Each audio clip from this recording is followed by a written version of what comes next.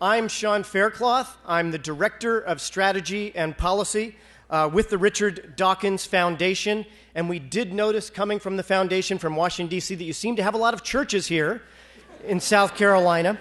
But I want you to know that we have some houses of worship in Washington, D.C. as well. Welcome, everybody. Climb on up. Some of you may be familiar with some of our houses of worship.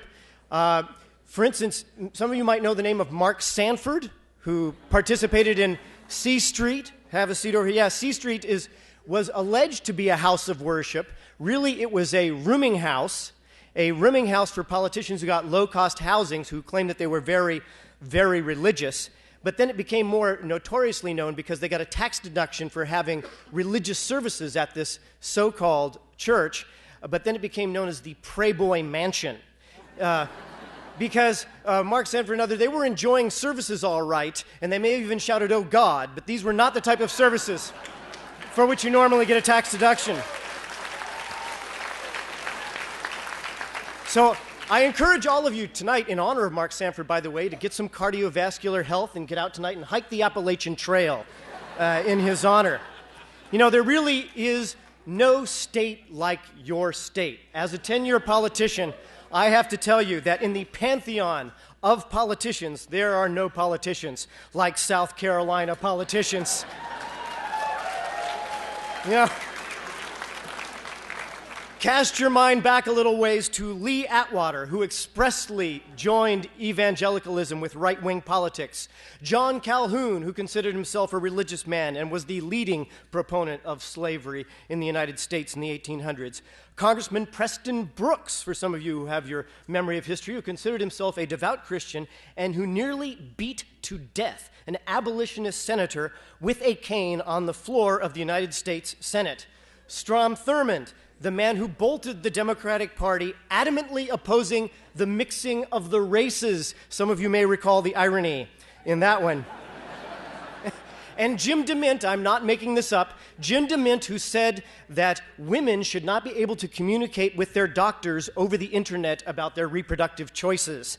As to paraphrase Joe Wilson, no lie. And culminating with Tim Scott, who said, and I quote him, "The greatest minority under assault today are Christians."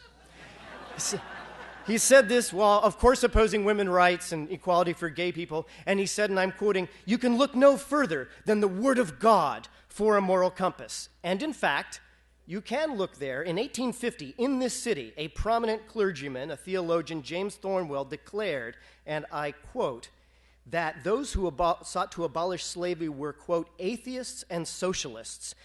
And that in contrast, yes. And that in contrast, slaveholders were, and I quote, the friend of order and regulated freedom. And he concluded, quoting, "The world is the battleground. Christianity and atheism, the combatants and the progress of humanity is at stake." Well, I couldn't agree with that last statement more. But the future, that was the past. You, in this room, are the future. People like Amy Monsky, the president of the Secular Humanists of Low Country. Where's Amy? Where's Amy? Give her a round of applause. Now, Amy and all of you are willing to take on a challenge, and I think you are doing a fantastic job, and we want to thank the Secular Humanists of Low Country for sponsoring this talk tonight. We also want to thank the College of Charleston. The hosting includes the biology department, the philosophy department, the religious studies department, and the secular student groups. A big round of applause to all of them.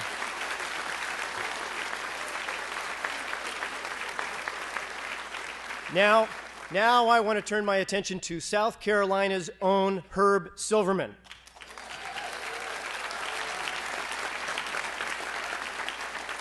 Herb Silverman is Distinguished Professor Emeritus at the College of Charleston, recipient of the Distinguished Research Award, founder and President Emeritus of the Secular Coalition for America, founder of the Secular Humanists of the Low Country. You should read his blog at the Washington Post on faith, where he regularly comments on issues, and Herb has appeared in numerous debates throughout the entire world, including one at the Oxford Union in Oxford, England.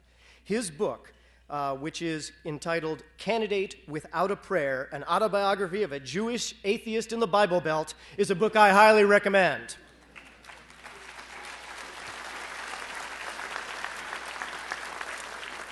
And he has long been closely associated with Richard Dawkins. Now, Richard Dawkins, and I checked with another scientist to make sure I had this right, and they said I could say this, Richard Dawkins is the most cited scientist alive.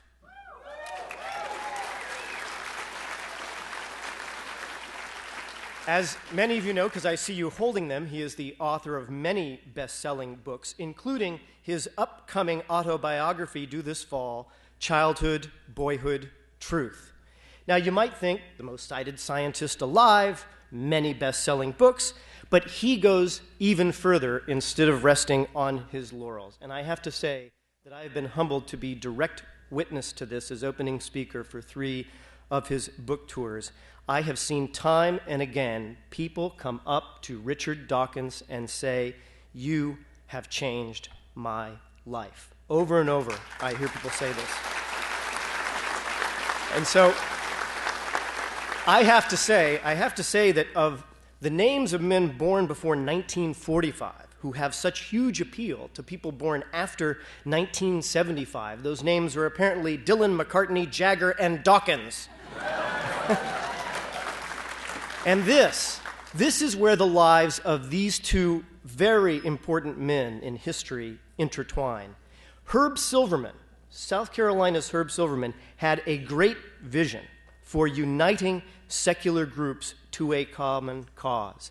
And Herb and I are passionate and share this desire to organize with all of you to have secularism have a greater influence in society. And Richard Dawkins is the astoundingly effective voice and catalyst to a huge and growing social movement, a cause to which I will devote my life, and I'm hoping that each and every one of you in this room will devote a part of your life to the cause of freeing the world of dogma, freeing the world of the harm that springs from fundamentalism, which is a prominent part of the mission of the Richard Dawkins Foundation for Reason and Science. Let's all work together, and without further ado, Herb Silverman and Richard Dawkins.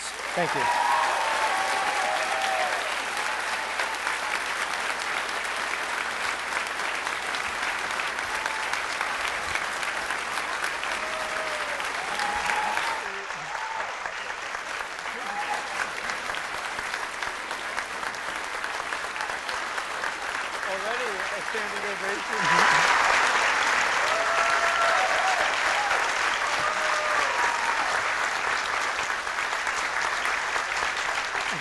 Well, Herb, is this microphone on? No.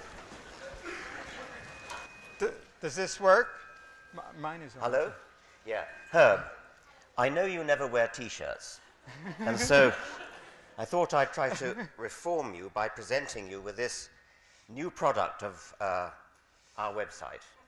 Religion, together we can find the cure. So, let's hang it up here.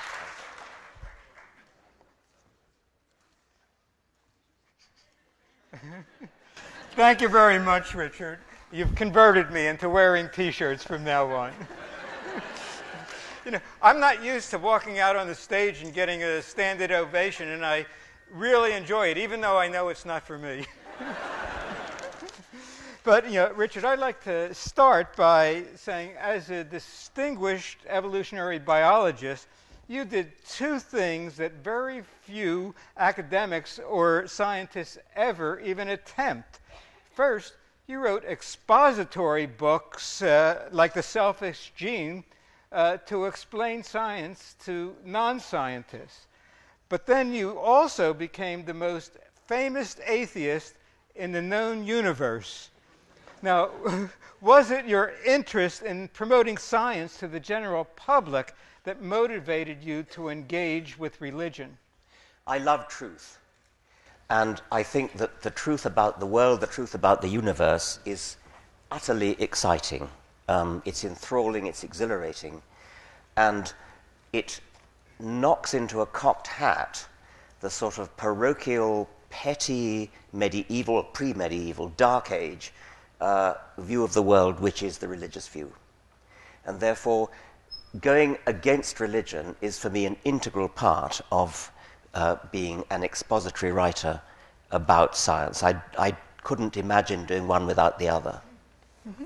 Yeah, thank you. And speaking of religion and science, we have here an annual Darwin Week at the College of Charleston. I'm delighted to hear that. That's wonderful. Well, there might be one concern you have, that it's organized by an evolutionary biologist who's also a committed Christian. And he and others believe that evolution and science are compatible, and that if people had to choose one or the other, especially here in the Bible Belt, most would wind up rejecting evolution. Do you think religion and science are compatible? They're clearly compatible in the strict sense that there are many religious scientists. And Francis Collins is one name that's always mentioned, John Polkinghorne's another. When you meet a religious scientist, you ask exactly what do you believe. In the case of Francis Collins, in the case of John Polkinghorne, you'll get standard Christianity. In many cases, you won't get that. In many cases, what you'll get is a kind of Einsteinian pantheism.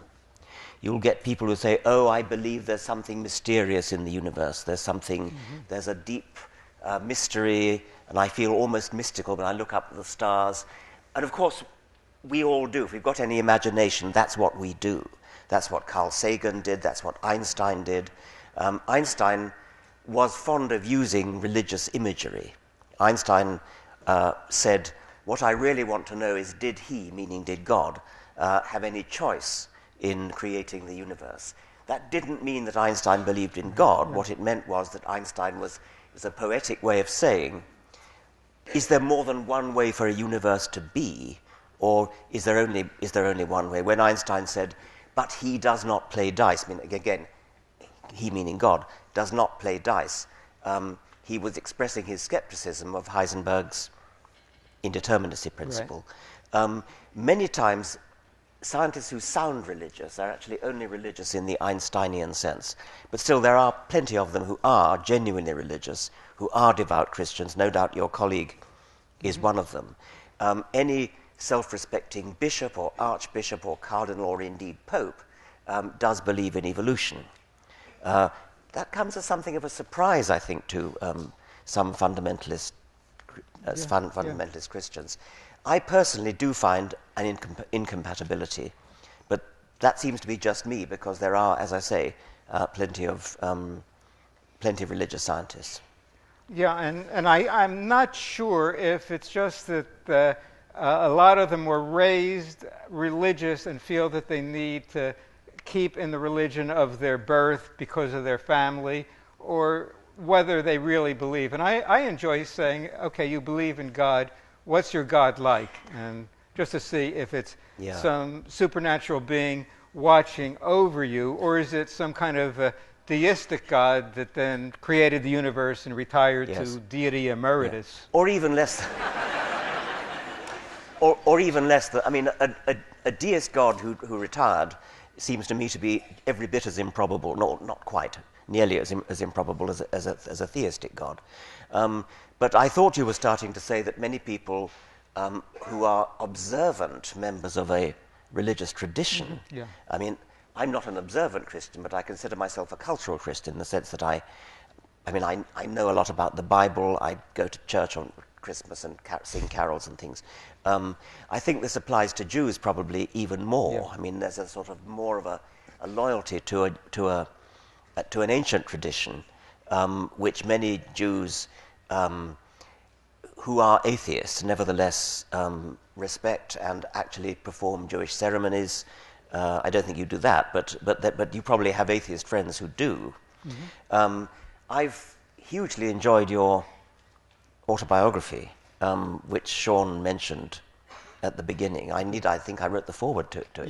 Yes, and I hugely enjoyed the foreword to my autobiography. And I wanted to quote from right at the beginning. A rabbi delivered a moving sermon telling how we are nothing in this vast universe and that we must let God know we are appropriately humble. After the sermon, the assistant rabbi ran to the front of the congregation and yelled, "I am nothing." Next, the rabbi's wife ran up and shouted, "I am nothing." The president of the congregation did the same. Then a newcomer ran up, yelling, "I am nothing." At that, an old congregant poked the man sitting next to him and complained, "So look who thinks he's nothing." And Herb used this as an example for the difficulty which anybody faces when writing an autobiography. He says, although anyone who writes about himself must have a bit of an ego, mine isn't so big that I think everything about me is noteworthy. But I think at lunchtime today, Herb, you did add, but myself is the only thing that I'm the world authority on. Right. And you also wrote, writing your life story is more like being a suicide bomber. You only get to do it once. So after reading about my life, perhaps you'll be inspired to write about yours. Well, it's funny you should say that, because I have, in fact, just completed volume 1 of my autobiography. And well, I'm glad that I inspired you. Yes. It's too late to ask for your advice on how to write volume 1, because it's unfortunately just finished. But volume 2 hasn't even started yet. And so I would like to discuss with you the problems of how to write an autobiography, being humble, and yet at the same time acknowledging that because you've been persuaded by publishers to do it, presumably somebody's interested in reading it. I mean, how are we going to do it? Well, you've done it already. How do we do this? Well, frankly, Richard, it's a lot easier for me to be humble than it is for you. Because, publishers didn't run begging me to write my autobiography. I wanted to do it in large part because, I had come out as an atheist, and I decided after that, let me just come out with my life. So I have essentially no secrets left, much to my wife Sharon's dismay. It's a sort of thing that I really wanted to write an honest account, and I have another advantage over you. Here I'm a Jewish atheist living in the Bible Belt, so that automatically gave me a lot of funny stories to write about. Well, tell us some of them, because they're... Well, a lot of them are in the book, yeah. But just running for governor, and the reason I ran for governor is because I found out here in South Carolina, atheists were not allowed to become governor. So, of course, that made me want to run. And it took, about 8 years, first as a candidate for governor, and the judge ruled that he would only rule on the emeritus if I won the election. Well, to the surprise of no one, I lost. But then I found out I was ineligible for any public office.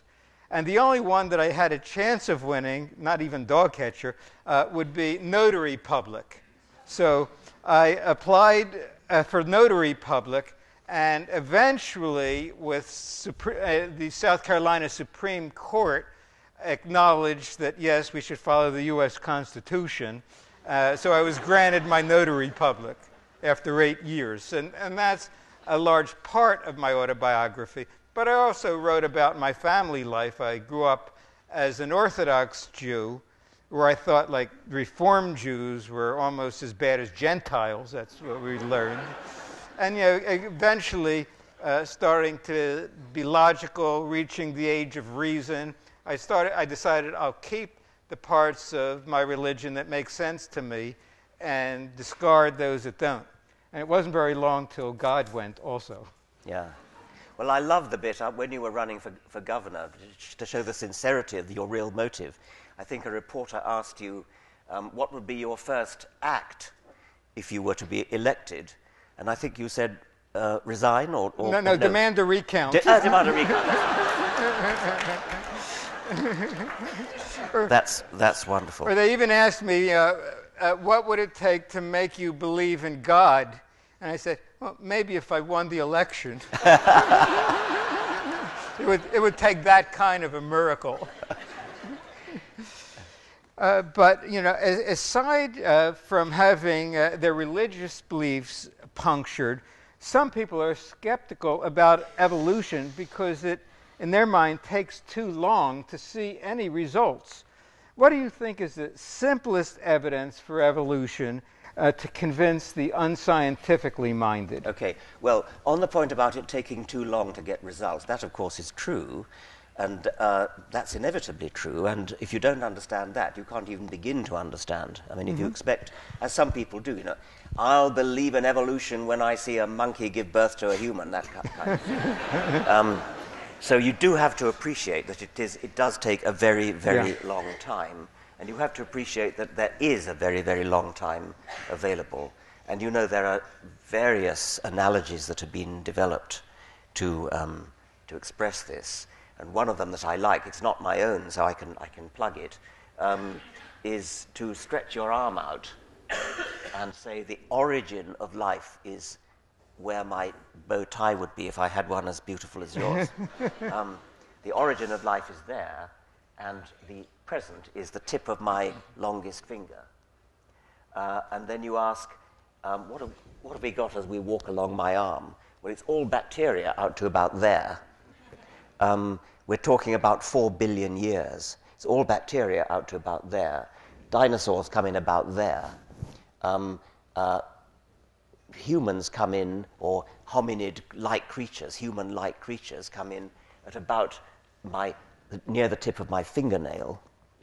And the whole of human history, the whole of recorded history, the Egyptians, the Babylonians, the Sumerians, the ancient Greeks, the Hebrews, the Romans, the whole of human history falls as the dust from one stroke of the nail file. That's how insignificant historical time, human historical time, is compared to geological time. And it's geological time that we're dealing with when we talk about evolution. So that's one thing to get across, is the sheer magnitude of the time that's available. It doesn't actually need all that much time. Evolution is actually faster than it needs to be.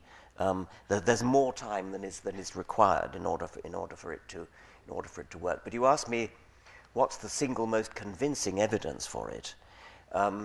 Surprisingly, it's not fossils, I think. Fossils are very convincing, and contrary to creationist myths, there are lots and lots of them, and they do show a very beautiful evolutionary progression. Creationists often say, where are your intermediates? Well, of course, there are plenty of intermediates. There are some gaps. In the case of the turbellarian flatworms, there's one big gap because there aren't any fossils at all. This is a very large, diverse, beautiful, elegant group of animals which simply doesn't have any fossils. So either they were all born yesterday. Okay, you get the point. Not all animals do fossilize. But what is really telling is that there's not a single fossil in the wrong place. There are plenty of places where it would be nice to have a fossil, and there isn't one. But as J.B.S. Haldane said when asked what would disprove evolution, he said, fossil rabbits in the Precambrian. There aren't any, and there's nothing remotely like that. There are no fossils in the wrong place. But fossils, even so, convincing as that is, are not the most convincing evidence. I think the most convincing evidence is probably molecular, something that wasn't available to Darwin. Darwin was very convinced and convincing about comparative evidence. He looked at the comparative skeletons, for example, of mammals and showed that the human hand has all the same parts, down to extreme detail, as a bat's wing or a whale's flipper or a rat's paw or a horse's hoof with toes missing. Nowadays we can do that with molecules, and it's many orders of magnitude more convincing, because with DNA, or with the protein that is directly produced by DNA coding, you've got enormous quantities of digital literary text in every one of your cells and in every one of the cells of every living creature that's ever been looked at. And you can directly compare these literary texts exactly as a biblical scholar might compare different versions of the book of Isaiah or something like that.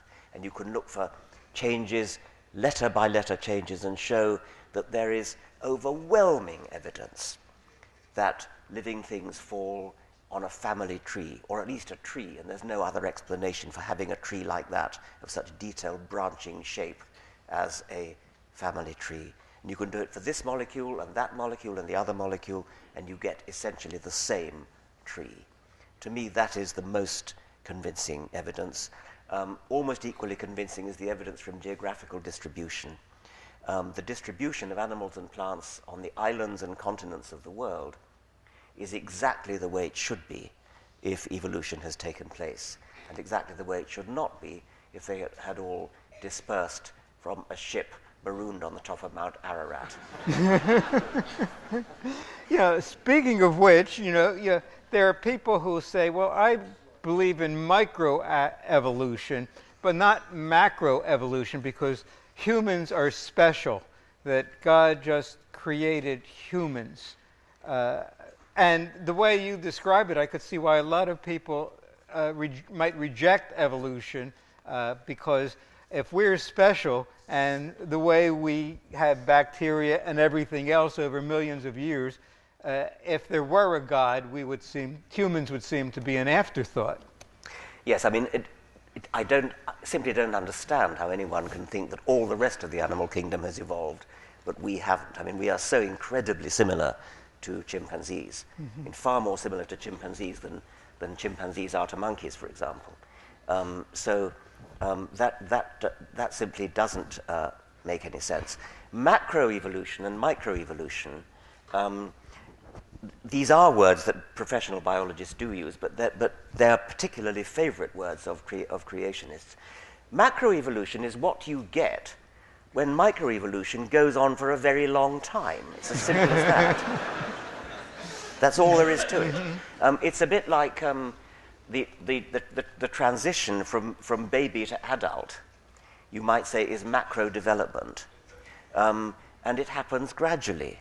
Nobody ever, or from adult to middle age to old, it's not something that suddenly happened. You don't go to bed middle-aged and wake up next morning and say, I seem to be old this morning. It all happens gradually. And that's the same thing with microevolution. It happens gradually. And when enough of it has happened over a sufficient number of millions of years, what you've got is a change big enough to be called macro. That's all there is to it. Because I even wondered about this. Humans have souls, but other animals don't. But for those who accept evolution, what about the first human who came from non-humans? So, the soul problem seems to be quite problematic. This is standard. This is now current Roman Catholic doctrine that yes, we are evolved. Yes, we are cousins of chimpanzees.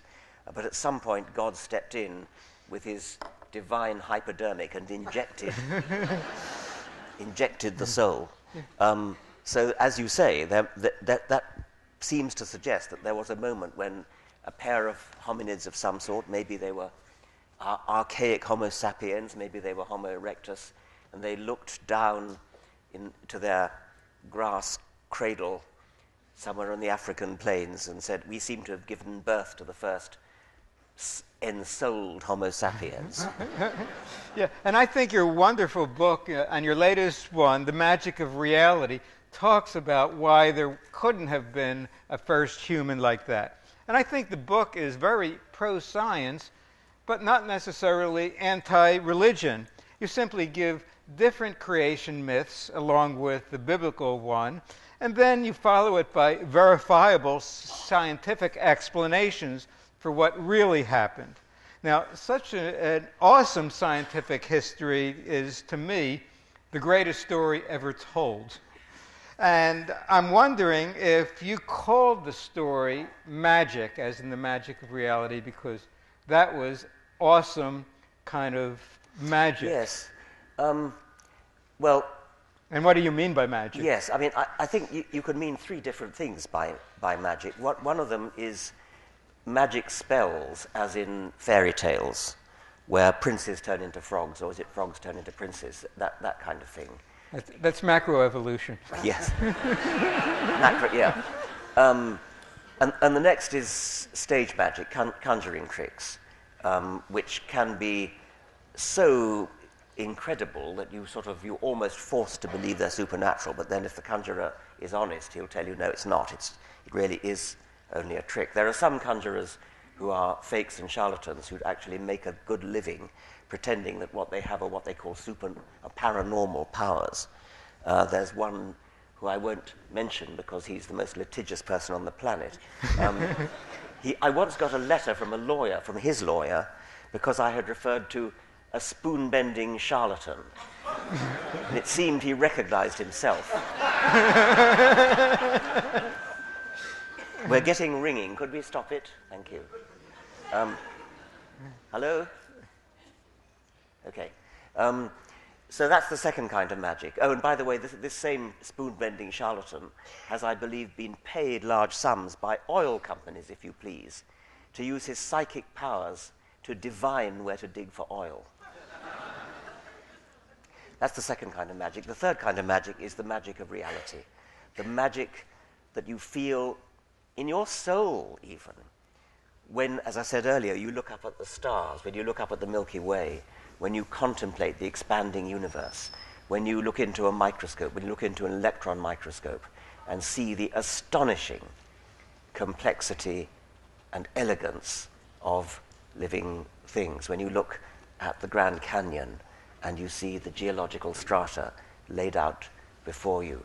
This is all magical. Reality is magical. And we've all been anesthetized by familiarity with reality because we experience reality every day since we were born. And so we forget how utterly astounding it is to be given the privilege of living in this universe. Mm-hmm. And science gives you the privilege of understanding it, the privilege of understanding why you're here, what it is, how big it is, how old it is, how did it start, how it's going to end, how did life start, what was the history of life. This is granted to you as a citizen of the 21st century. It was not granted to a citizen of the 17th century or the 18th century. It was about half granted to a citizen of the 19th century. And so it is an astonishing privilege, and it's magical to enjoy that privilege of living in reality and understanding it.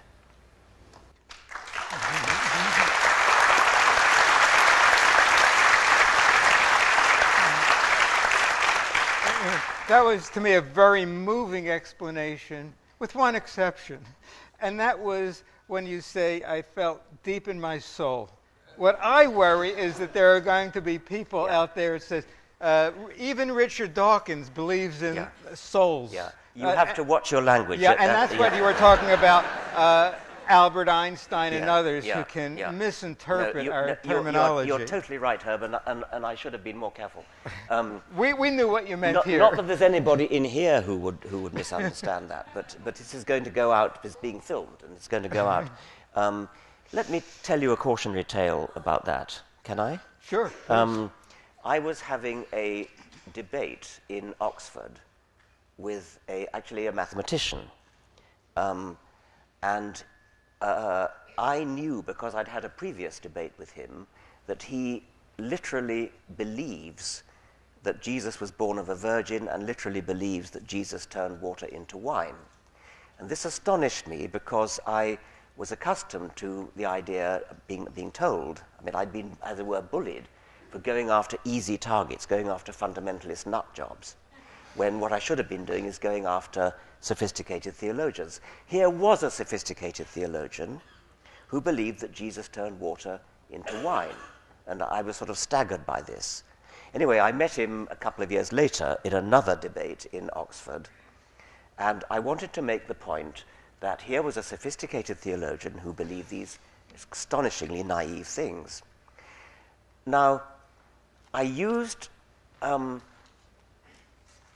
technique which I've called the Eddington Concession.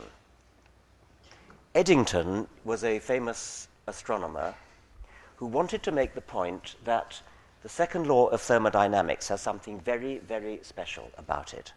There's something. The second law of thermodynamics is a scientific law like no other, was what the point he wanted to make.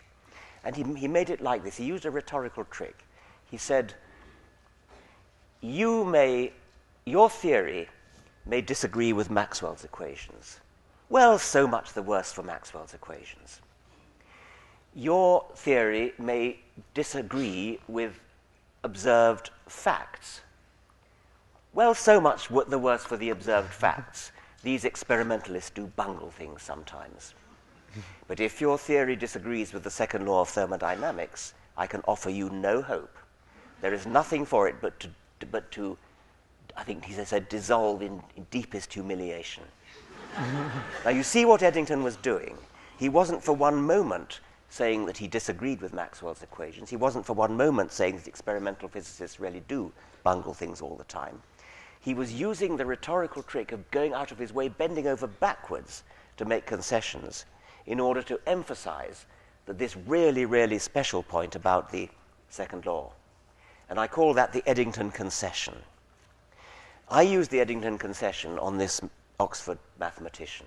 I said to him, I could just about believe that there's a deistic God who created the universe and created the laws of physics and set it all going and set up conditions such that galaxies would form and stars would form and chemistry, elements would condense, chemistry would form, life would start, evolution and so on. I could just about believe in a deistic God. I don't actually believe in it, but that at least would be a respectable idea. We could have an argument about that. But my opponent on this platform believes that Jesus turned water into wine. Okay? You see what I was doing? I was using the Eddington Concession in order to emphasize the absurdity of his believing that Jesus turned water into wine. And he muttered and fumbled and couldn't really handle it. 2 days later, he went up to Scotland and gave a speech. I wasn't there, but a colleague of mine was. She was sitting in the audience. She took notes, detailed notes. And what he said to that Scottish audience was, 2 days ago, I was in Oxford, and Dawkins agreed that there is a deistic God. Oh, no, he didn't quite say that. That's not quite fair. He said, Dawkins moved a long way to accepting that there is a deistic God. This is real progress. Now, that is dishonest. Yeah. That is flagrantly dishonest. He must have known that I was using, I didn't call it the Eddington Concession, but he must have understood the rhetorical trick I was using. He clearly didn't really believe that I had made a concession. Mm-hmm. This was sheer dishonesty. This is what we call lying for Jesus. And you're right, Herb, to pull me up on, that was rather a long digression, but you're right to pull me up on having used the word soul, because one is vulnerable to somebody wantonly and mendaciously saying that I believe in the soul in the sense of, say, something immortal that goes on after we're dead. Mm-hmm. Right. You know, in terms of evolution, there are some people who don't necessarily attack the science of evolution, but its consequences, like it leads to social Darwinism, the survival of the fittest, and then, of course, the Holocaust. You know, what I really liked about your book is that The Magic of Reality is, to me, I got the opposite impression. For instance, one of the things I liked the best, and I think children would also especially appreciate it, is the picture you had of ancestors over different generations who barely resembled you, but eventually stopped resembling you. And then you went to your 185th million great-great-grandfather, and you turn the page, and it shows a picture of a fish. Yeah. Now, such a visual puts into perspective, I think, these fights that we have today about our differences on race, ethnicity, gender, sexual orientation, when we think, you know, we all came from this fish. Yeah. We all came from this fish, but we, all humans, are extremely close cousins. We are actually a very uniform species. It's hard to realize that because we see apparently great differences, and maybe that our senses are particularly geared to see great differences, or it may be that the differences are all superficial, things like skin color. But actually, if you look at it genetically, the human species is far more uniform than many other species, including chimpanzees. It's been said that 2 chimpanzees in the same forest are genetically more different from each other than any 2 human beings anywhere in the world. So humans are a very, very uniquely uniform species. We are very, very close cousins. It's a salutary political lesson to say how closely related we are. The accusation that Darwinism leads to social Darwinism leads to ultimately to Nazism is a vile calumny. It's frequently used. Even if it were true, it wouldn't make Darwinism false. Right. I mean, what's scientifically true is scientifically true, whether or not it has ever been used to inspire horrible political doctrines. Actually, if you search the pages of Mein Kampf, you will find not a single mention of Darwin, not a single mention of evolution, plenty of mentions of God and providence. So Hitler himself, although he's said to have been inspired by Darwin, doesn't seem to have been in any very obvious way. But even if he was, that would have absolutely no bearing whatever on whether Darwinian evolution is the correct explanation for life, which it is. Right. And I do want to give thanks here to my great 185th great-grandfather, and just to not be sexist, also to my 185th great-grandmother, even though they weren't married. Now, Richard, you've said that raising children as religious fundamentalists is a form of child abuse. Not quite. I said that telling children about hell is a form of child abuse. And I've said that labeling children, I think few people would dispute that telling children about hell is a form of child abuse. But labeling children is slightly harder to get. And you get it as soon as you imagine the thought experiment of labeling a child, what shall we say, a postmodernist child, a secular humanist child, a Marxist child, a liberal socialist child. You don't do that. Nobody talks about a Gramscian Marxist child. But plenty of people talk about a Catholic child, or a Muslim child, or a Protestant child. It seems to be that religion has got a free pass in our society, even among those of us who are not religious, a free pass to allow to call children by the religion of their parents, even 4-year-old children, 3-year-old children. I cited in support of this a charming photograph which was published in the Independent newspaper in London one Christmas. And it was trying to get the Christmas spirit. It was trying to evoke the spirit of ecumenicalism. And it had a picture of 3 little children, 3 little 4-year-old children, in a nativity play. And it gave their names, Shadbreet, a Muslim, somebody else a Sikh, somebody else a Christian. And they were playing the 3 wise men in the nativity play. A 4-year-old Sikh, a 4-year-old Muslim, and a 4-year-old Christian. What on earth are you doing? Labeling children Christian, Muslim, and Sikh, when these children haven't the faintest idea what that means.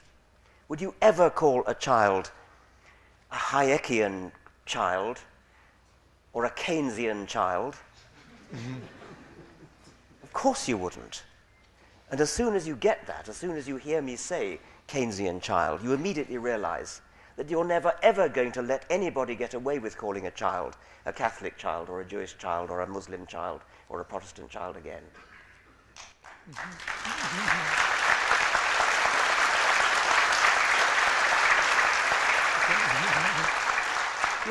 Now, Nobel Prize-winning physicist Steven Weinberg said, with or without religion, there will be good people doing good things and bad people doing bad things. But for good people to do bad things, that takes religion. Now, I wondered if you agreed with that, or do you think, as many do, that fear of a God keeps some morally challenged people from committing atrocities? Well, Herb, I think it was you who said in your book somewhere that if you ask somebody, why are you good? And he says, I'm good because God... Well, if I didn't believe in God, I'd go out and rape and murder. Then you're going to edge away from him. Well, what people have said to me, well, as an atheist, I suppose you feel free to go out and rape and murder and do whatever you think you can get away with. And I usually would respond, well, with an attitude like that, I hope you continue to believe in a God. Yeah, that's right. Because I really don't think they do. And in debates with fundamentalists, I've asked, like, how would you behave differently if you stopped believing in a God? And some of them have a lot of trouble explaining that. One fundamentalist minister said that, I've often been tempted by other women, but I didn't act on that because of my love for Jesus. You say, because it would hurt Jesus. Yeah, because I know it would hurt Jesus. Yes. So that gave me such an easy opening. I was tempted too, but I don't because of my love for my wife Sharon, because I know how it would hurt Sharon. And even the minister's wife seemed to like my answer better.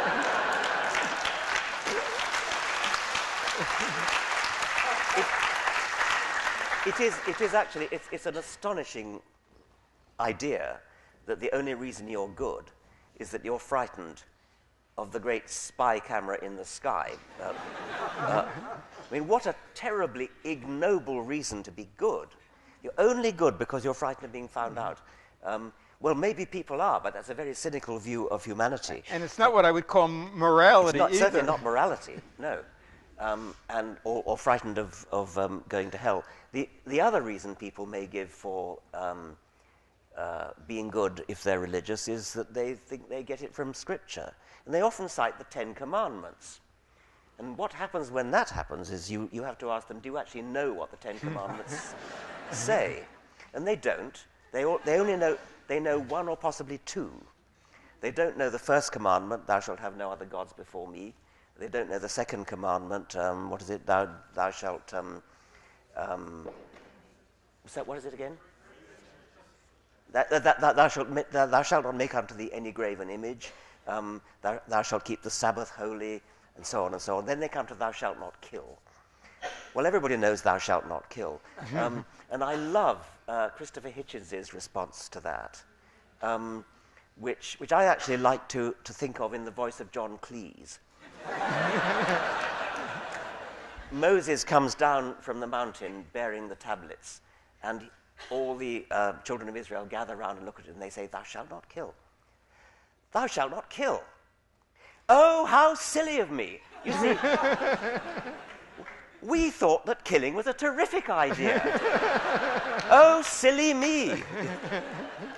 You don't need tablets of stone to say, thou shalt not kill.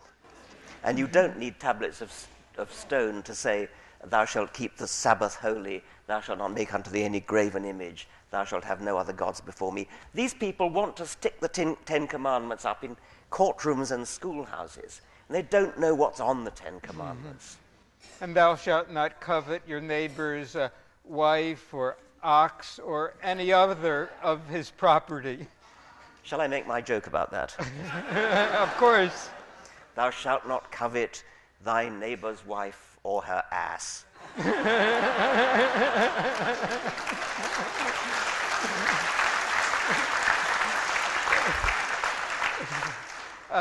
Switching over to a more dignified, just for a moment. Richard, I know that the Out campaign is very serious and important to you. What advice would you give for people in places like South Carolina, and I've heard a lot of this, who just fear the hostile reactions from friends or in the workplace for coming out as an atheist? Well, the Out campaign is in a way modeled on the gay campaign at coming out. It's not a campaign to make people come out, and nor should it be in the gay case either. I mean, we're not in the business of outing people, but to show that atheists are nice people, decent people, ordinary people, loving people, people such as you would meet all the time in any profession. To be an example is probably the best thing we can do. I know that it's very difficult for many people, especially in this country, to come out because they fear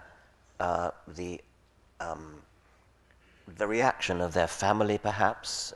I've heard numerous stories of young people in America who have completely lost their religious faith, and they call themselves atheists privately, but they don't want to come out and say so because they are afraid of upsetting their parents. In some cases, more than upsetting their parents, they actually get thrown out. This is an extraordinary reaction for what's merely a difference of opinion about the cosmos and the way society should be run and things like that. It's an astonishing violation of the normal parental love or grandparental or whatever it is. So it is difficult.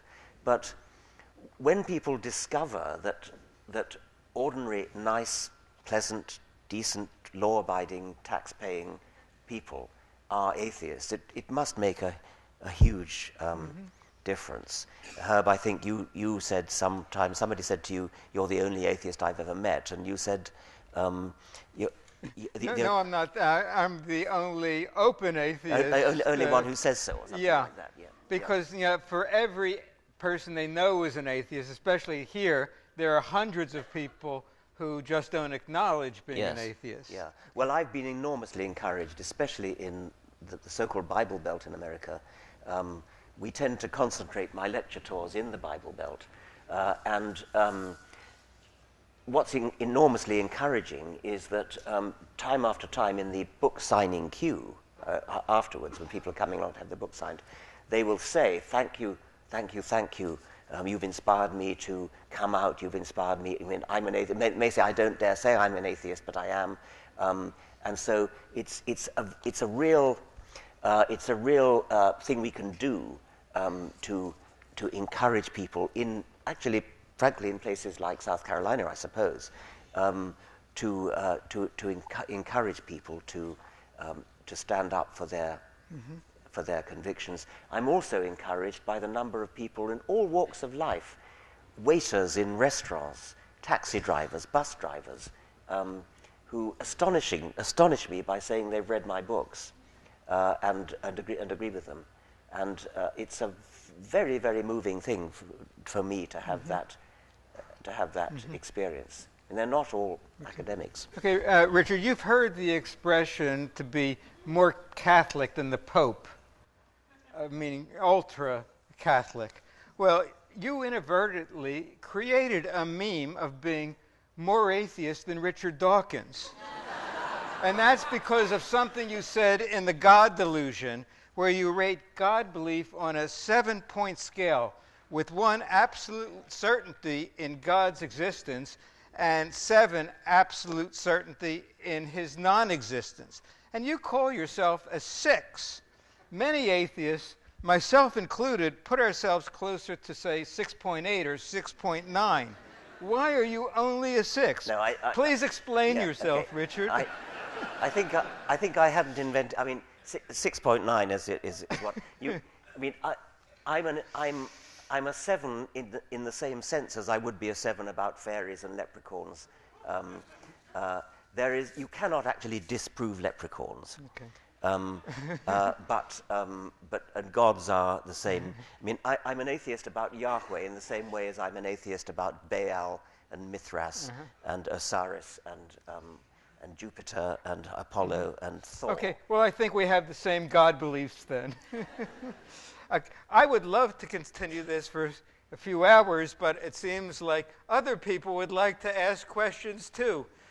So why don't we open it up to the audience for questions? And don't look at me. Now we have the person who has the toughest job here, and that's John Huddleston from the Religious Studies Department.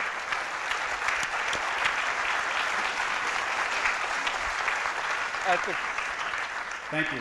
So yes, we're going to open up with some questions. Wow, a lot of people here. You think if the rapture happened this evening, would the room remain intact, or? So questions, please keep your questions short and to the point, so that we can get as many questions as possible. And we have people with microphones on this side also. Where's the other individual with the microphone? Sean, okay, here. Yeah, so we'll start. Go ahead. In regards to Noah and his big boat, I never see you talking about population bottleneck in DNA as the evidence for it never has happened. Well, I never hear you talk about population bottleneck, or I have that back. Well, you haven't listened very hard then. It looks very much as though humans went through a population bottleneck. What a population bottleneck is my microphone working? Yeah. What a population bottleneck is, well, it's sort of obvious really. The population of a species is reduced almost to extinction, to just maybe a few thousand individuals. And for some reason, it didn't quite go extinct, and then it expanded again. And you can get evidence for that from looking at the genetics of a modern population. It appears that the cheetah, that ultra-fast African cat, has been through a population bottleneck within the last few tens of thousands of years. But the cheetah gene pool is very, very restricted compared to other big cats. So they've been through a bottleneck, and we have too. I mentioned earlier that human genetic variation is very low compared to many other species, including chimpanzees. What I didn't mention is that the probable reason for that is that humans went through a bottleneck some 75,000 years ago, or thereabouts. I didn't quite understand what that had to do with Utnapishtim and his great boat, which he was encouraged to build by one of the gods when great rain was threatened. You'll be aware, of course, that the legend of Noah is inherited from the Sumerians, a much older legend. Yes, right over here, yes. I was wondering about that same population bottleneck. If, since we're more likely to feel altruistic to people who are related to us, like our siblings, if pack behavior is somehow correlated to a lack of genetic diversity in a species, so maybe that bottleneck would make humans more altruistic, and if we see that in other animals. That's an ingenious suggestion, but it doesn't work because I don't know whether everybody is aware of the underlying theory that the questioner has in mind, which is the theory of kin selection. Natural selection favors altruism towards close kin, and the reason is that close kin are more likely to share the genes for altruism. Now, that has to be interpreted rather more subtly than that. Close kin has to be defined against a background of the general population. And so natural selection will favor altruism towards kin that are closer than the population at large.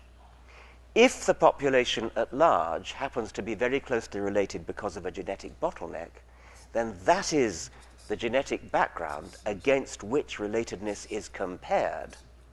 And so you're still going to get extra altruism towards close relatives, towards brothers, sisters, nephews and nieces and so on.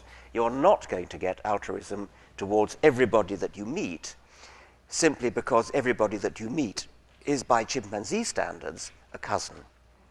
You have to consider, the theory explicitly takes account of the relative degree of relationship compared to the background population. And if the background population are all the equivalent of, say, fourth cousins, then that's the background against which true relatedness is measured. So ingenious, but as they say, no cigar. Yes, right over here. All right, well, let me stand up. I'm going to send a penny to you with Dr. Cornwell, is it? Have I mangled your name? It's an Indian head penny. It's of the style that was last made here in the United States that are godless. So my question is actually kind of to you. Are there any English currencies that are godless, or have you been cursed with the deity on your currencies forever and ever? Well, I'm aware that that American dollar bills and other bills have "In God We Trust" written on them. I'm also aware that that's an astonishingly recent ancient tradition. It goes back, I think it goes back to 1950. 54, during 54. the McCarthy era. Yeah. To protect us from godless communism. Yes. Well, since the faith-based initiative of 9/11, perhaps we should take it off our currency. Yeah. But what's rather annoying is that many Americans think that it goes back to the founding fathers, which it doesn't. Right. You ask about English currency. I'm happy to say that the English, I suppose, £10 note has a very large portrait of Charles Darwin on it. Wow.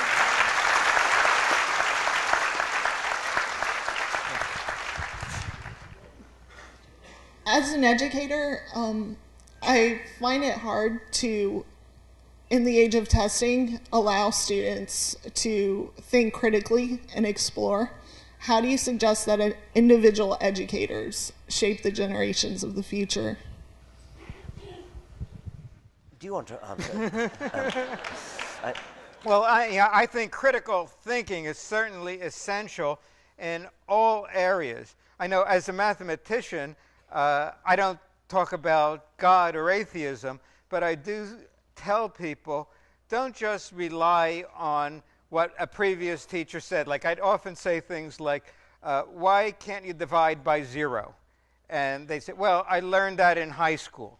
But what's the reason? Always go for the reason or for the evidence rather than let people just memorize stuff. And that's how I think educators should be teaching. In Herb's book, he said, while mathematicians are less likely than the overall population to believe in deities, they are more likely to believe than scientists. A possible reason for this phenomenon might be that some theoretical branches of mathematics, including the one in which I do research, have nothing to do with the real world. Yeah, and in fact, growing up in Orthodox Judaism, a lot of it made sense from a mathematical standpoint. You start with certain axioms, and you build from those axioms and have a logical framework. The reason you get nonsense out of it is because the axioms are bad.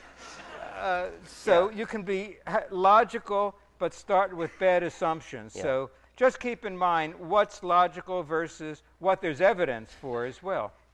As you said in your book, mathematicians, like theologians, are free to make assumptions and construct their own imaginary little worlds based on these assumptions. So mathematicians understand that that's what we're doing. Yes. Yeah. Yes, a question over here. Over here? Yes. Richard, this way. Oh, right. Behind. In the beginning, you said that you were opposed to religious fundamentalism. And I think on your website you were talking about that was some of the things that you were combating. How would you define religious fundamentalism? And does that also include Islam and other Oriental religions as well, or is it specifically Christianity? I think it would be a mistake to lump Islam in as an Oriental religion. Islam is an Abrahamic religion derived directly from Judaism, and therefore has to be lumped in with them, rather than with Oriental religions like Hinduism and Buddhism. Fundamentalism, it really comes back to the previous question of this young lady here. Fundamentalism is a religion that's based upon a holy book, on holy scripture, on holy tradition, rather than on a critical examination of the evidence. Whereas a critical thinker will say, I will examine the evidence and I'll change my mind if the evidence leads me to change my mind. A fundamentalist says, it's written in my holy book, and that's that. Nothing will ever change my mind. And they really do that. I was told by the professor of astronomy at Oxford of a colleague of his who is a professor of astronomy in an American university who writes learned papers in astronomy in astronomical journals, mathematical papers, and his mathematical papers all assume that the universe is 13.7 billion years old, but he privately believes it's 6,000 years old. So somehow he holds in his head a fundamentalist belief which is based upon Scripture, an utter misunderstanding of Scripture, but that's fundamentalism. You base your beliefs upon a book, upon a tradition, upon what a priest tells you. You do not base your beliefs on evidence and critical evaluation of evidence. Hi, my name's Nicholas. I was wondering, what do you think about? I know that Charles Darwin and his wife had different views. When I think she was a Christian. From what I understood, I could be more specific. But what do you think about maybe like relationships now? People who have relationships and their partner does not believe as them, like an atheist to a Muslim or something like that. What are your thoughts on that? You're right that Emma Darwin, Mrs. Darwin, was a devout Christian, and there is some evidence that she felt some grief at Charles's science and worried a bit that he might be not going to heaven where she was hoping to go. And Charles Darwin himself worried about upsetting her. This is one of the theories for why he delayed for such a long time after writing a really rather full account of his ideas, delayed some 15 years before he finally published them. And it could have been because he was afraid of upsetting his wife. I have heard, again, almost always from America, of stories of couples who've broken up because one couple lost his or her faith and the other one retained it. These are very, very sad stories. I've even been asked advice. What should I do? I love my girlfriend, but she can't tolerate the fact that I've become an atheist. And it's very hard to know what to advise. I'm inclined to say, talk some sense into her. It's not that easy. You have to catch the attention of the microphone.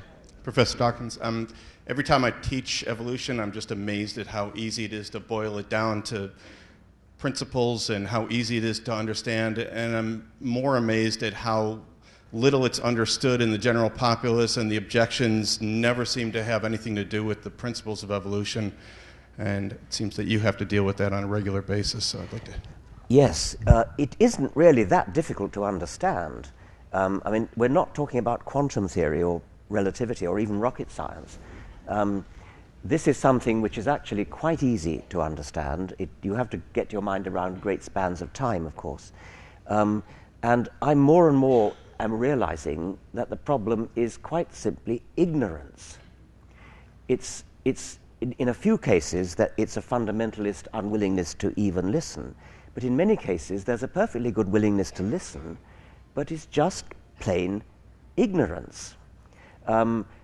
I was rather moved some years ago. There was a young man who came to Oxford from an American Bible college, and he was a fundamentalist, young earth creationist. Not quite sure how he got in, but anyway, there he was. And he diligently came to my course of lectures, and at the end of the term's lectures, he came down to the front of the lecture hall and pounded the desk, and he said, "Gee, this evolution, it really makes sense." And I realized then that he had been a creationist, not because he had, out of conviction, he was a creationist because he just didn't know. Nobody told him. He went to a university where he wasn't taught it. And so I've been asking around, especially on this tour. I've just come from a week as a visiting professor at the University of Miami. and I met a number of educators, and they told me that in order to be a school teacher in this country, you need to have a advanced qualification in pedagogy. You're taught how to teach, but you don't have to have any qualification in the subject you're supposed to be teaching. So you have history teachers who know no history, biology teachers who know no biology, and in the case of evolution, because they know no biology, they're frightened of teaching the controversial aspects of it, because they're frightened of being bullied by bigoted parents, because they don't have the backup which they would have if instead of learning pedagogy, they'd learn biology, because then they would know how to handle it. I was told a very, very disturbing story in Miami. A biology teacher in one of the schools, in one of the high schools in Miami, began to teach evolution, as she should have done. One child objected on religious grounds and complained to her parents. The parents complained to the school. The head teacher of the school disciplined this teacher, made her apologize, and told her she was not allowed to teach evolution because one child of bigoted parents, ignorant parents, had complained. All the other children in the class therefore had their education suffer because of this one child. Fortunately, this teacher has had both courage and ingenuity, and she invited a professor from the University of Miami to come in as a guest teacher who was not an employee of the school and therefore not under the jurisdiction of the head teacher.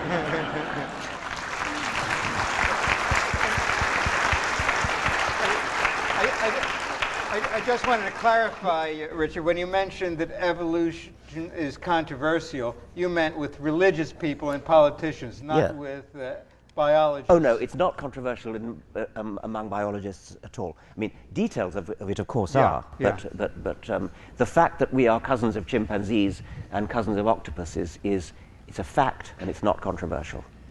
This is a question from Frank. Thank you for coming, Mr. Dawkins. I want to know, why do you think it's so hard for African Americans to let go of Jesus and Muhammad and other religions?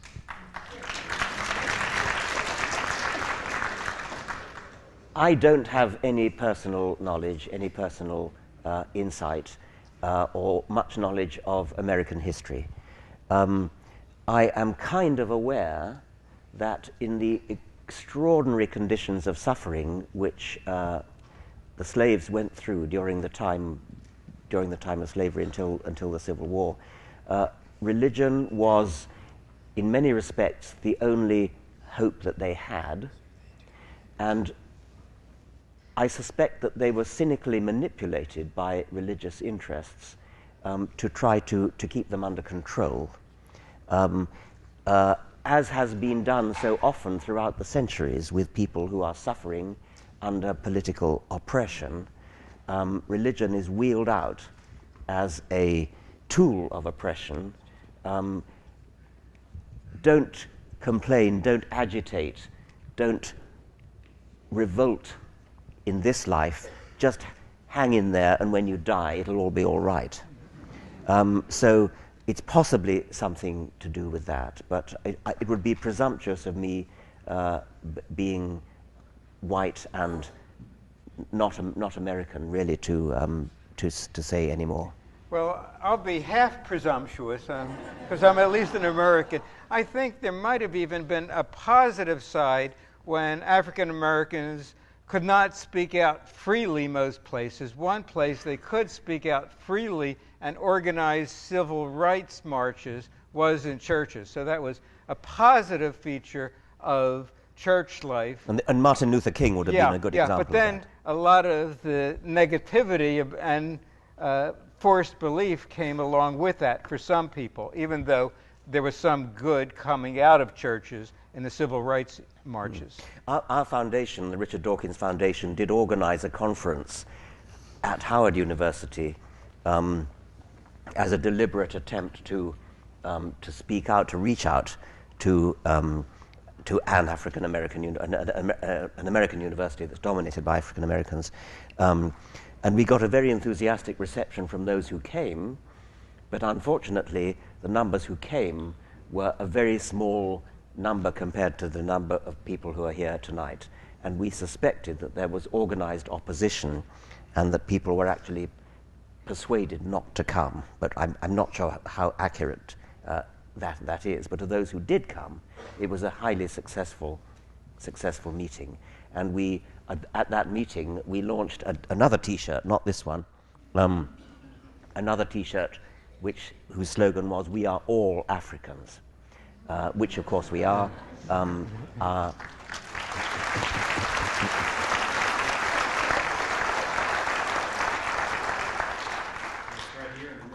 I think it was the YouTuber. He said you could disprove the Bible in 3 words, basically. Snakes don't talk, is what his argument was. I was wondering, do you have a condensed version that you could give to people who maybe doubt evolution? An easy way of presenting it to them.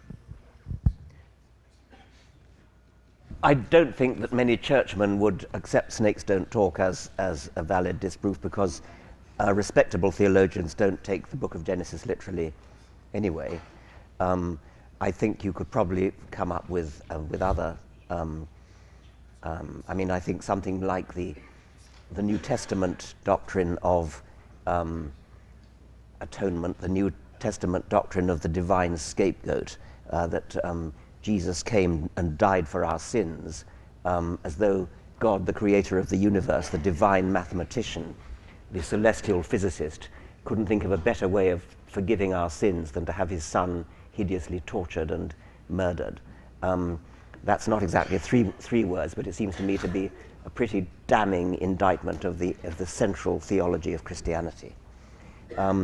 Now, as for a brief summary of evolution to convince people, Herb asked me that, and I tried to give it. I said the evidence from comparative molecular data and geographical distribution and fossils, and you can't put it into 3 words, but you can put it into a reasonably slim volume. Yeah, do you know what I think a difficulty is in evolution, say, compared to astronomy, where astronomy can accurately predict that there will be an eclipse on, a solar eclipse on, I think, May 10th. And those who used to think that, oh, an eclipse, that's a sign of the gods being angry at us, no longer can think that way. Yeah. So evolution accurately describes the past, but not so much the future. No, but you can't predict exactly what's going to happen in the future, but in a way you can say it's a prediction of what will happen if you dig in the ground at a certain point, at rocks of a certain age. If you dig in the ground and find a rock which is dated by radiometric dating to the Cambrian era, then the sorts of animals you will find are these animals and these animals and these animals. You will not find any mammals or reptiles, and if you do, the whole thing is instantly disproved. Wittgenstein makes the claim that religious people, in expressing their belief, are not making direct epistemic claims, but rather expressing a certain way of life. He uses the example of the difference between saying, there's an airplane above me and I believe in the Last Judgment. So a religious person and the atheist are not playing the same kind of language games, because the religious belief is a way of life. So they're not exactly mutually comprehensible. What's your response to this line of thinking? Did you I get think it? he's saying that religious people think differently than evidence-based people. So is there any way to deal with that? I could be wrong, but that's what it sounded like to me. Well, I think it's true. I think it's true that they think differently, and they shouldn't. I mean, how are you going to have an argument with somebody if you say, here is the evidence, and he says, I don't care about evidence, I just know what's true. But I think a lot of them have different evidence, like Jesus came into my heart, that's my evidence. Oh, yeah. Well, hallucinations, of course, are...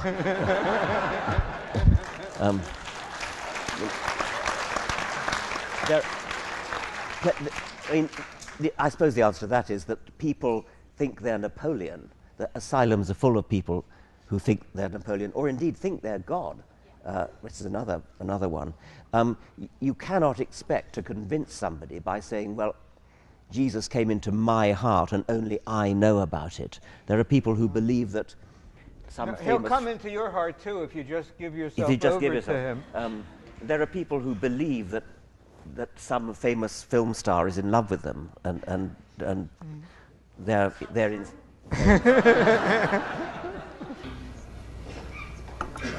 Yeah, I've only recently become aware of the University of Chicago doctoral program on the history of religion, and I'd love to see you collaborate with one of their professors there. I'll read you a short quote from one of his books. Throughout history, warriors must be convinced they are engaged in a sacred and rightful activity. It makes killing not only permissible, but an honorable act. The myth must be considered one of the most important narratives in world history. It is essential for all empires to link church and state. I'm not aware of the University of Chicago. What was the key I missed the key phrase at the beginning of the...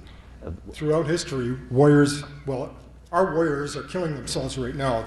Obviously, we don't believe anymore that God is not on our side, perhaps. Yeah. And religion has got a sinister aspect that has gone on a long time. The school traces the evolution of the Indo-European language, and it's probably started in southern Russia. It's gone to parts of China, India, all the way to Ireland. Their God told them that all the cattle in the world were theirs. Yes. And anybody who had cattle nearby must have stolen them. Yes. And you say everybody should know not to kill. They did it as a sacred duty. Well, of course, it is true that the injunction, thou shalt not kill, in any case, only meant thou shalt not kill members of thine own tribe. It didn't mean... And one of the things that we've progressed over in history is a generalization from thine own tribe to the whole of humanity, and maybe it'll progress to other species as well in the future. Recommend, by the way, Steven Pinker's great book, The Better Angels of Our Nature, which he takes a long historical view of what he sees as the improvement in human ethics from early pre-human times up to the present day. But of course, you're right, and it is an aspect of fundamentalism that people will believe what they read in their holy book. And if their holy book tells them, this land is ours, given us by God, for example, then they won't listen to any alternative view that somebody else might have some claim to, whatever it is under dispute. Even worse, God was in the real estate business, and he promised the same part of land to three different religions. Yeah, religion may be a self-fulfilling prophecy about apocalypse in the Mideast. Yeah. Apocalyptic prophecies which lead people to say, we don't need to conserve the world because Jesus is coming within the next 20 years, that kind of thing. Mm-hmm. I had a question just as a young atheist. I've been very vocal and very sure and assured of my beliefs for what will feel like a very long time now. I went through my own series of understanding and believing and came out an atheist through research and real devotion to knowing what the truth was. It's hard for a lot of people to believe that simply because of my age, but once I did come to that belief, I make sure that it's known. I fight for my cause, I advocate for it, and the idea of spreading it is so much more important to me than simply believing it. So in that train of action, I've got a lot of negative speech, of course, and more often than not, I'm called an extremist or a militant atheist because I decide to stand up and voice my opinions. So how would you say to not only young or say maybe burgeoning atheists, but to atheists of all ages, how to fight being addressed or belittled in the way of being called militant or extreme simply because they voice their opinions? Well, first, I applaud what you're doing, and I have great regard for what you're doing. Thank you. Thank you. When people call you a...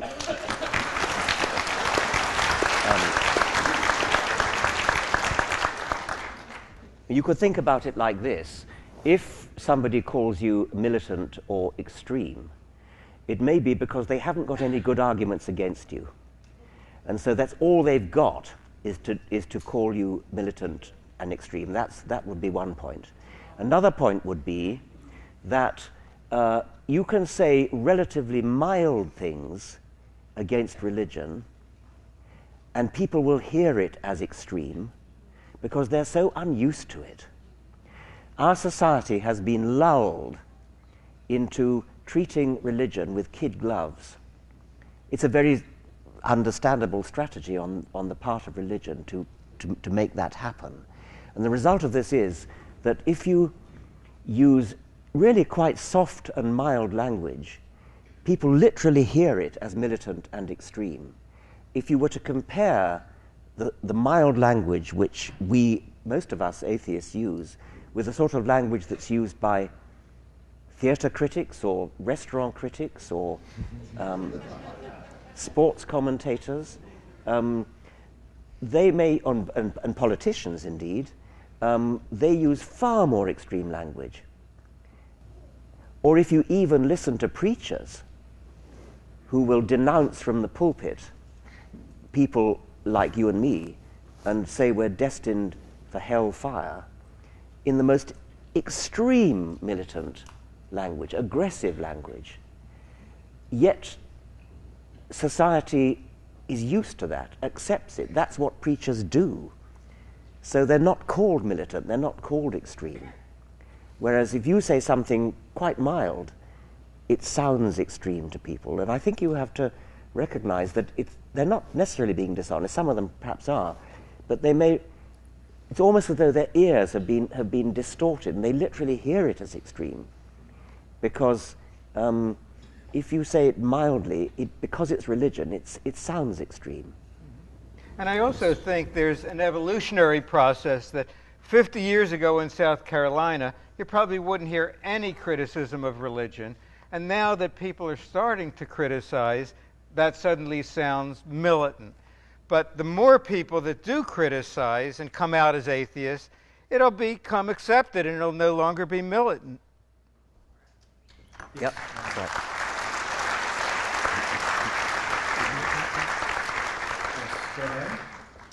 Yes, Professor Dawkins. I'm here because I read a book called Why Does the World Exist by Jim Holt.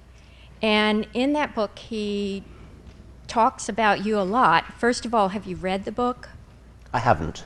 You haven't? No. Okay, because I'm here because he attributed a lot of views to you that intrigued me, and then I went and saw your TED Talks.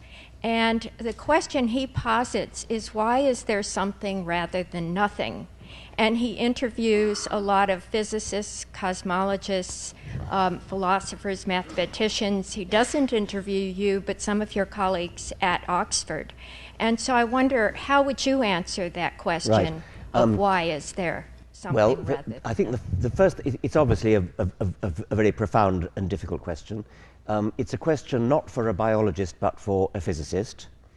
Let me recommend my colleague Lawrence Krauss, his book, I think his book is called Something from Nothing. And he is one of those physicists who thinks that that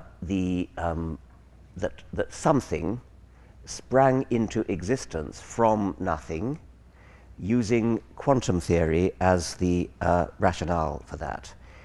I obviously, as a biologist, not a physicist, cannot elucidate that for you. I recommend his book. What I can do is to say either Krauss and his colleagues are right and the universe sprang into existence from nothing, or they're almost right and the universe sprang into existence from something very simple.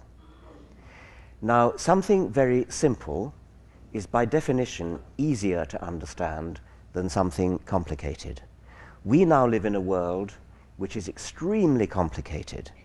Each one of us has inside our skulls what may be the most complicated thing in the universe. It probably isn't, but it's certainly very, very, very complicated. And this, we understand how we got to this level of complexity from a level of simplicity which was the level of chemistry. Not the level of nothing, but the level of chemistry. Darwinian evolution has shown us how we have got from the simplicity of chemistry, the comparative simplicity of chemistry, to the stupefying complexity of modern biology. Now that should be a cautionary tale. Don't ever say, because I don't understand something, therefore God did it.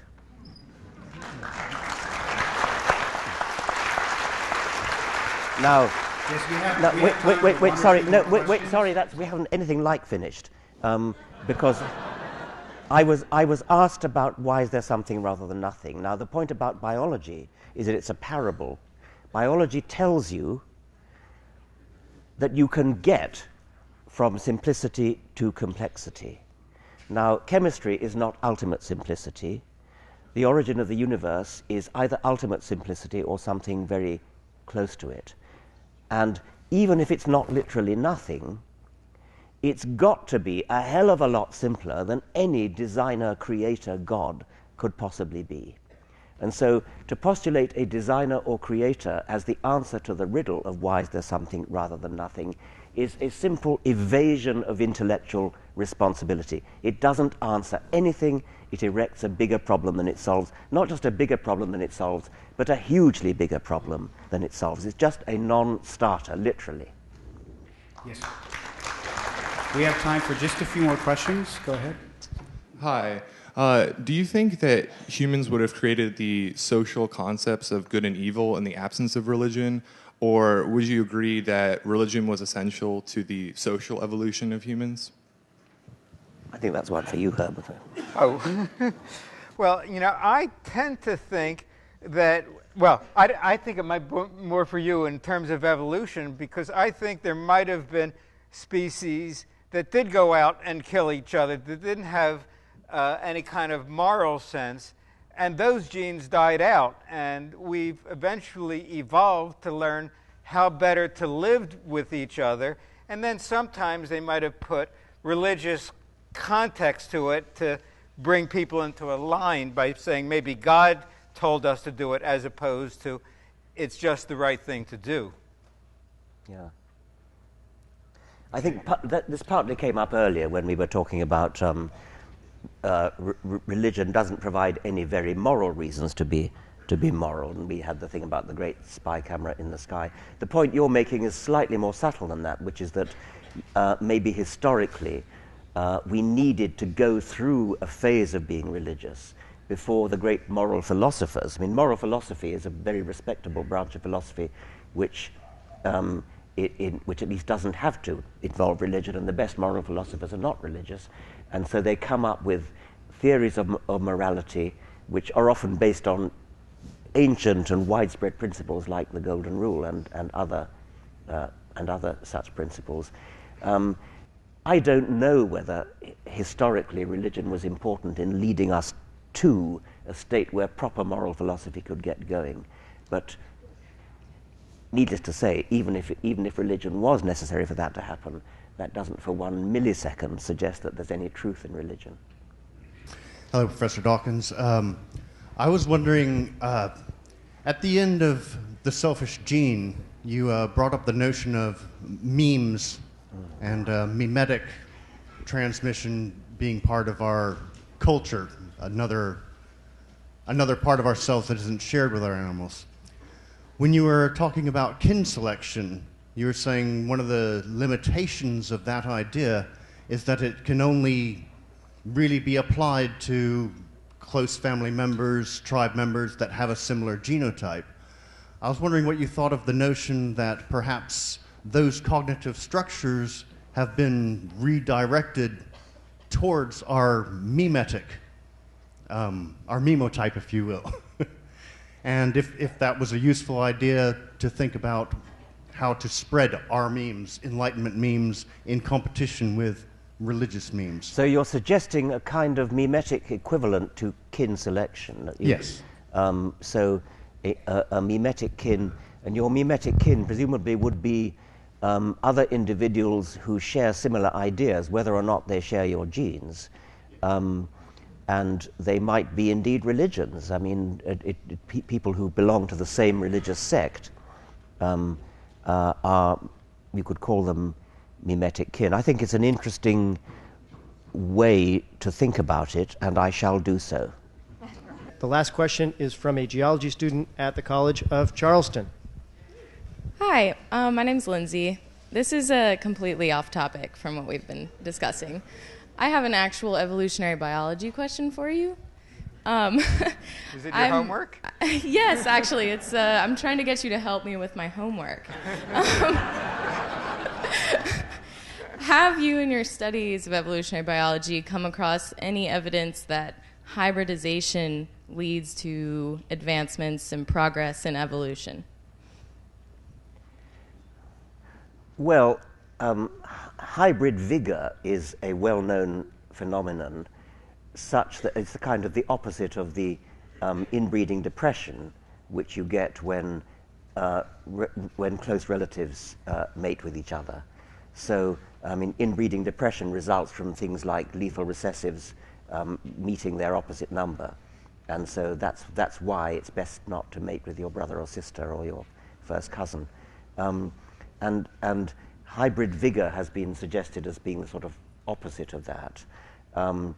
That there have been there's indeed some experimental evidence by Patrick Bateson that I think he worked on quail, that they prefer to mate with individuals who are not too closely related to them and not too distantly related to them. And his suggestion was that there was a certain amount of hybrid vigor which was favoured by natural selection. Agriculturalists, breeders of animals and plants know the phenomenon of hybrid vigor. Yes. Yeah, I just wanted to mention we're in the largest auditorium on campus. We have standing room only as well as sitting room, and there are two other large rooms that are also completely filled. Now, three others. Now, Charleston old-timers might remember in 1998 when the College of Charleston beat the University of North Carolina in basketball, and our former College of Charleston president, Alex Sanders, called it the greatest day in the history of the college. I think most of us here tonight would say that having Richard Dawkins at the College of Charleston is even better.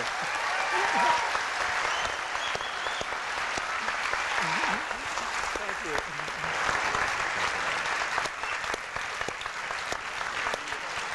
How do you guys, rationalize what happened in the biblical